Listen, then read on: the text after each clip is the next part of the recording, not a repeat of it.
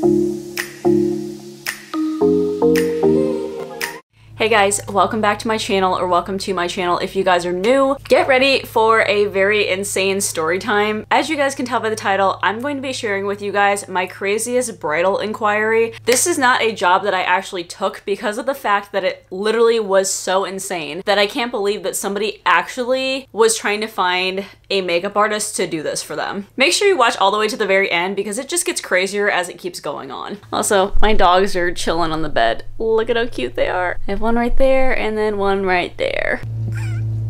Don't mind my dog's tail just chilling right there. We're across from a cornfield and they are mowing. They're doing whatever they need to do with cornfields, and yeah, my dogs are on edge this whole entire time because they're just outside in our backyard. Okay, so I want to preface this by saying that I think this was either an Asian or a Middle Eastern client, and usually with Middle Eastern or Asian weddings, they tend to be very inconvenient, as in they start really early in the morning, like their ceremony start times are sometimes at 11 a.m. and sometimes they have 10 people or more, and it just gets very crazy. I just feel like their weddings are just a little bit more demanding. They also have a little bit more of dramatic makeup looks going on, so it takes a little bit longer. It's just a whole entire thing usually. Okay, I don't think I screenshot the original email that she sent me, but I could tell that it did not come off of my actual website. And sometimes when people come off of Instagram, Google, or my Facebook page, they don't tend to check my actual website, which has my packages and pricing on it. That's the very first thing that I want to make sure that they read. Usually that's a make or a break situation where usually I get ghosted by people if I'm out of their budget. So Bride reached out to me for this wedding in October and she wanted to know if I was available for this date. So that's all she said in her initial email. So I said, hi, yes, I would be available. Did you have a chance to check out my bridal packages and pricing? Then she gives me more details about the wedding. I thought it was going to be a completely normal situation. Little did I know, she said, yes, I have reviewed the packages on your website. The location will be in Dayton, Ohio. Let me just preface this by saying that Dayton, Ohio is 2.5 hours away from me, which would be 5 hours round trip of me just driving. Just keep that in mind. So then she said, the hair and makeup are requested to be completed by 7:30 a.m. for the bride, mother of the bride, and 2 guests. Afterwards, the 4 bridesmaids will have time until 11 a.m. for makeup, and they will do their own hair. And she's not done yet. Ready? She then goes, we will then travel to Fort Wayne, Indiana for part of the day and outdoor pictures. Afterwards, the reception will be back in Dayton. Would you be available to be with me for the whole day for touch-ups? I'm wondering if the hairstylist is able to do on-site appointment as well. If so, could you connect me to that contact? So after I got that crazy ass email, there's a lot of thoughts that ran through my head, and if you guys are a fellow bridal makeup artist, just stop and comment what your thought process is and how you would react to this email. Keeping in mind that she was literally asking me to travel 10 hours altogether. She wants me to travel to Dayton, Ohio originally, which is 2.5 hours, travel back to Fort Wayne, which is another 2.5 hours, which is 5 hours altogether, back to Dayton again for the reception, and then back to Fort Wayne again when I go home. And that's probably going to be a very late evening considering that she wanted me to stay all the way through the reception. I know a bunch of you guys are going to be like, okay, well, you should have just charged a flat fee of like $3,000 to $4,000 or something and just called it a day. In my mind, it was not worth the trouble, but I'm getting ahead of myself. So this is what I actually responded back to her. And I know I probably made this mistake, but I think I made a good judgment call on this whole thing by not taking the job. I emailed back and I said, thank you so much for providing all that info. I will let you know ahead of time that this is going to get very costly because of the location and timing, but here is the breakdown. Number 1, Dayton, Ohio is about 290 miles away from me round trip. I include 90 miles and then it's $1 per mile over. This would make the travel fee $200. However, since you would need me to make the trip twice, I would need to double it to $400. The only way you could possibly cut costs is if you and your party got a hotel in Fort Wayne and I could get you already there, so you'd only be charged for 1 travel fee instead. If you did need to get ready in Dayton, we would need to start by 4:30 a.m. for makeup to be done by 7:30, which would require a hotel room covered for the night before. 3, if you would like me to stay for touch-ups, it's $75 per hour, so this cost would just depend on how many hours you would need me to stay for. 4, I do not directly employ another hairstylist, but I'd be more than happy to give you recommendations for other freelance stylists I work with. Just to be clear, the above mention is just for my fees for makeup, not including hair. I hate to just dump all of this on you, but I like to be 100% upfront with costs and other information. If you would like to proceed with this or would like a total, please let me know the exact amount of hours I would need to stay starting from 11 a.m. when apps end and on. Thank you. And at this point in time, I was actually considering doing it just because of how much I would be making. I added up everything and I would be very close to $3,000 with my fees for the application included, and that would be a lot for one day. But then I would also be driving 10 hours. This bride was very nice, so I literally thought after giving her the prices that she would just literally ghost me and I wouldn't hear anything, right? So she got back to me within an hour and she said, "Thank you for the information, Julie. We would need to start in Dayton, so I'd book the hotel for you to stay. To clarify, would you come to our location to do the makeup? Can you please provide the total, including round trip? We do need to leave for Fort Wayne at 11. Perhaps you can do 2 bridesmaids in Dayton and 2 in Fort Wayne. The bridesmaids need to be ready by 2:30, then come back to Dayton at 6. Reception ends at midnight. Based on your professional judgment, what do you think about touch-ups until 9 p.m.? Is your guys' head spinning yet? If I split them 2 and 2, I wouldn't have enough time to get both their makeup applications done, and plus then it says you need to come back to Dayton at 6. Do I need to get them ready by 6 to leave for Dayton, or do I need to be in Dayton by 6? Because that's gonna obviously put me back 2.5 hours, depending on traffic. I was getting such a severe headache at this point in time. I realized how many miles and how much time I would be spending driving around all day, and I decided that I wouldn't make the trip twice.